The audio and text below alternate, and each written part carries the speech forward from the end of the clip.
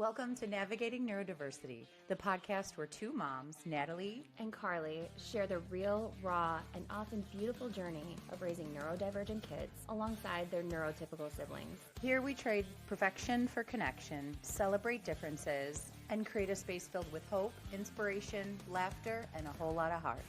So grab your coffee, take a deep breath, and let's navigate this together.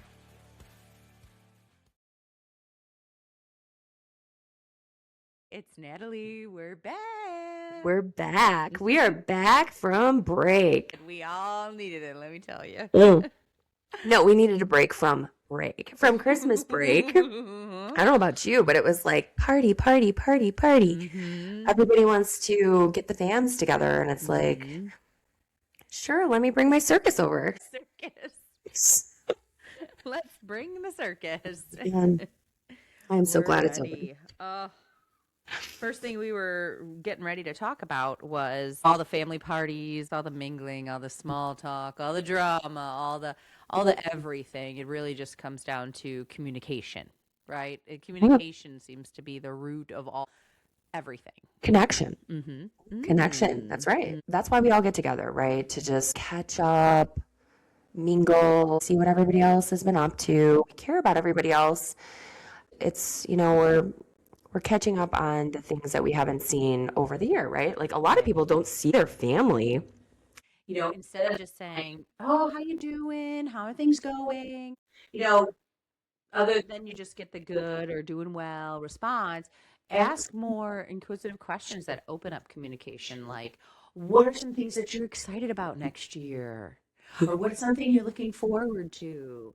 And that opens up more communication than just your typical, "Oh, good." I mean, Yes. it's like the same response. And it's We're just saying empty. it to say it. Do we really care?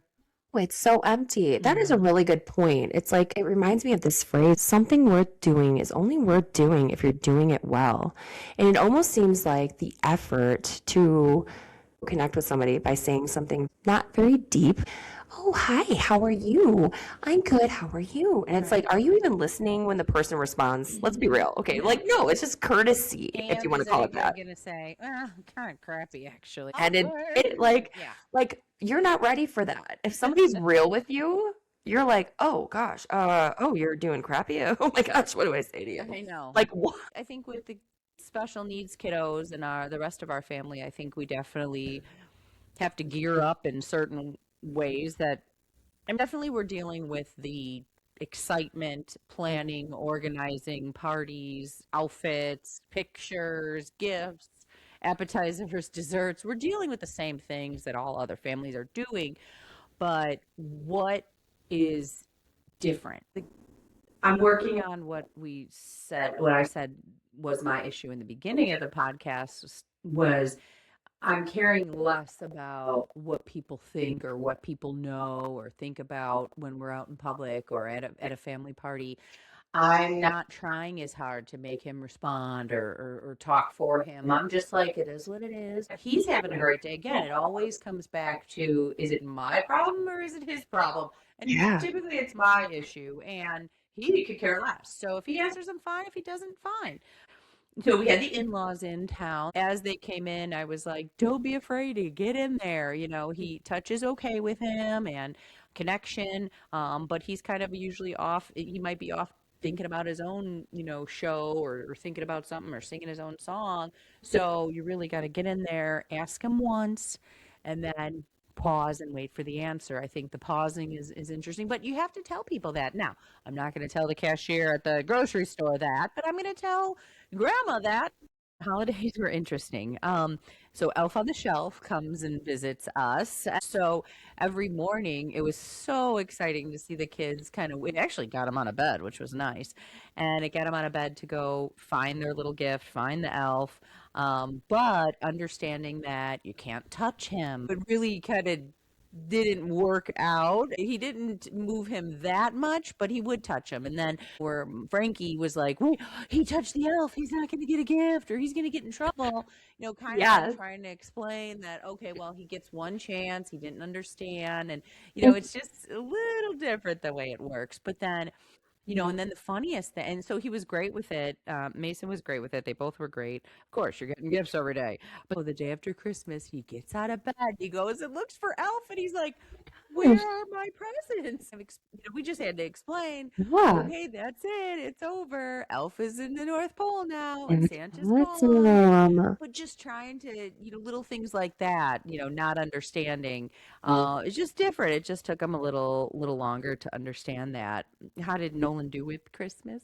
Oh my gosh. So I will say there was some growth here with Christmas with Santa visit. We do the Bass Pro Santa visit. I do a thing where I'm a little naughty pants. I take them out of school because I got four.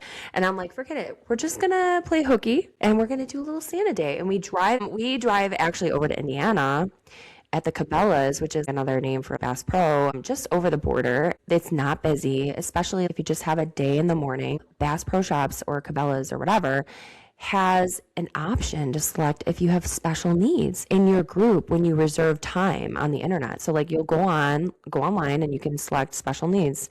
And so it'll give you extra time and like, oh my gosh, they are so great and it's free. And it's wonderful. And I've been doing it the last couple years. And so it's like a nice little outing. I just take them and it's just me and the kids and it's kind of like a little road trip. But it's really fun because this year, so we did Santa letters and they have this little letter box and we wrote out letters and like Nolan, he has issues with like OT. So like his hands got a little like arthritis stuff going on with his hands, which is really unfortunate. Like it definitely has to do with immune system stuff. So, but I was able to do hand over hand and like it was cute because all the other kids were saying, like my three other kids were like, oh, Nolan would love a poster of Elf. He loves the movie Elf with Will Ferrell, like loves it. And so we've had the Santa exposure for a long time, but it's never truly like kicked in. But he actually, when we showed up this year, he was like, Santa, Santa, Santa, Santa. And he couldn't wait to get up there and see Santa. There were years where he'd be just crying during his like picture. And I'm like, oh, so there's been some growth there. And it's been probably through like repetition and just kind of like almost like a daily thing where we would do something Christmas related and talk about Santa and writing letters and different things. Like we've always said, it takes like what a neurotypical kid would do and like maybe 2 or 3 times. It takes maybe 10, 20, 50, but I'm glad that it happens. I don't mind doing it a million times, Yeah. I mean, yes, it drives us crazy, but like I don't mind it. He's gonna get it. It's just gonna take longer for that neuronal connections to take place. Mm-hmm. It was a good time. Yeah, that's good.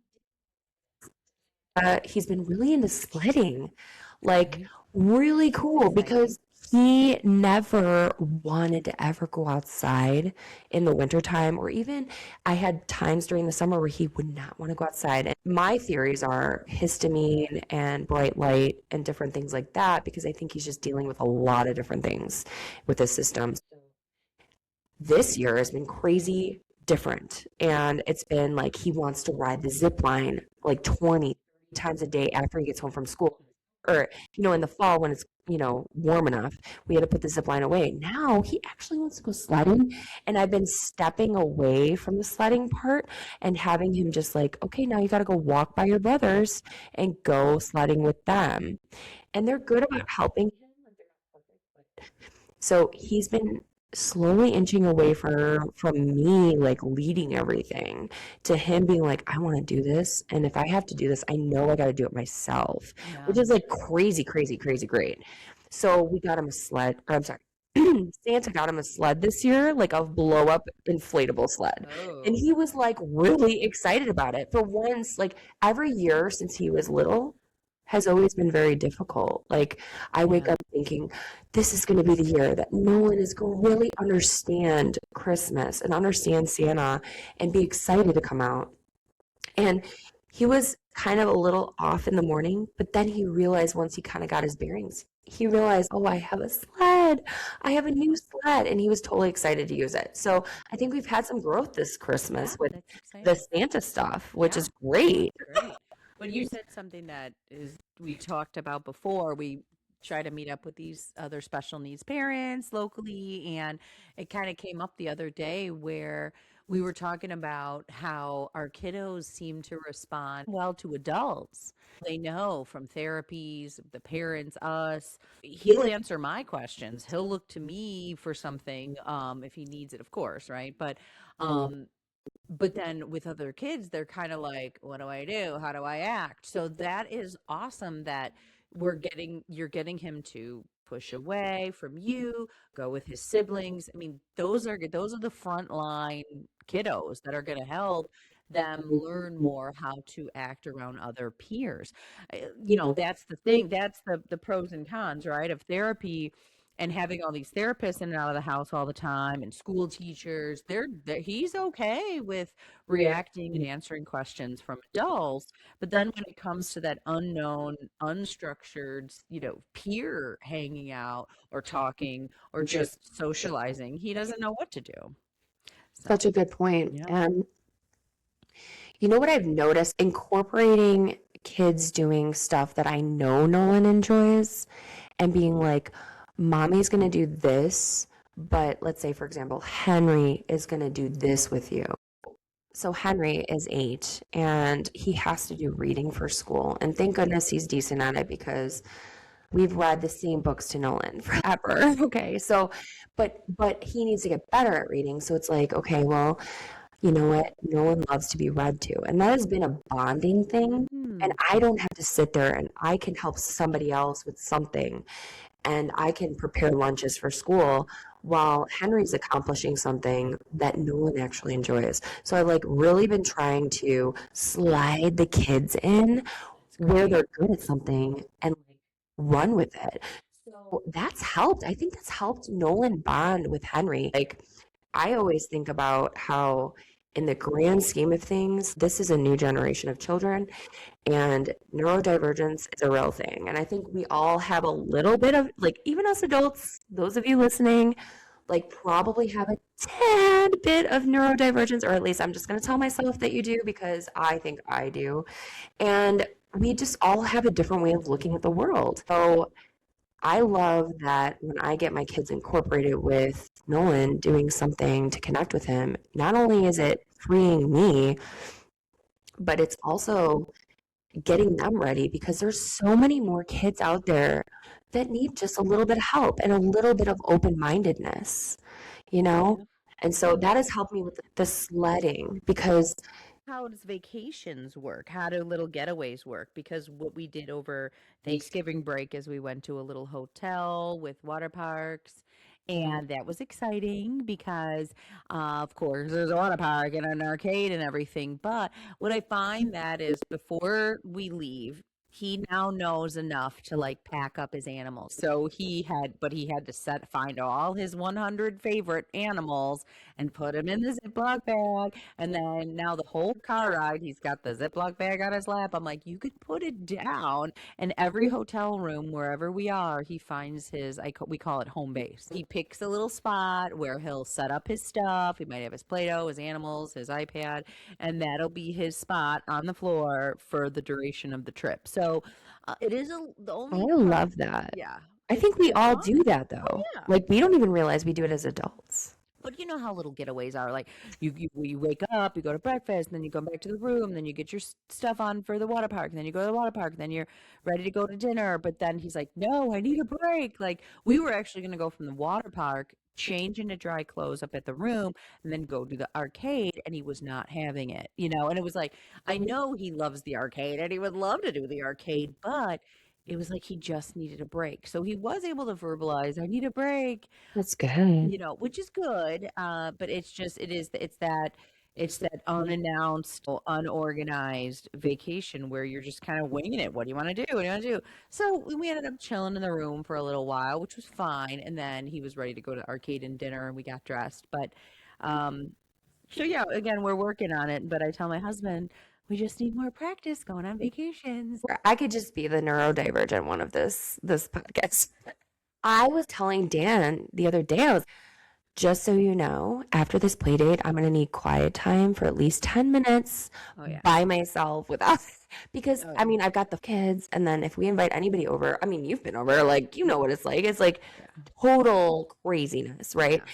And I'm trying to parent like 4 kids and making sure Nolan's involved. And then also, when you have company, you want to have the company feel like they're welcome and a part of everything. It's so much. And so we had a play date the other day, and I'm like, okay, Dan, I'm just prepping you because first of all, I was dealing with a cold, so you're not 100% as a parent. And then I was like, you know what? I just need to make sure that I get that 10 to 15 minutes afterwards. So I literally hibernated up in 10 to Nolan. 15 I know. minutes. I just That's didn't want to nothing. leave. I didn't want to leave Dan with like all well, I mean, granted, like he had run out children. So like the children were run out. Like they were good. They were probably way better than they would have been if they didn't have a play date, right? Because they're all run out. Uh-huh. But I'm like, I just need some time. So I'm like upstairs. I brought like a journal. I'm just gonna like journal, like get it out, Oh, yeah. And 10 minutes later, Dan's like, so are you coming down yet? But No, I, no, I'm like, I would love to be here like 45 minutes. But yeah, of course. But I think we all need those breaks. after the holidays and the parties and the in-laws and the getting everything ready, I was like, I'm not talking to anybody for the rest of the weekend. Like there was 2 days left, and I'm like, that's it. I'm done talking. The holidays, we made it. And honestly, that's a win. Now, this episode is shorter because we're getting ready for bigger, brighter things ahead in the year to come. And get excited. Coming up, we're talking to amazing people making a difference for our kids. We'll dive into new therapies, technologies, and synthesized research. Thank you for joining us on this adventure.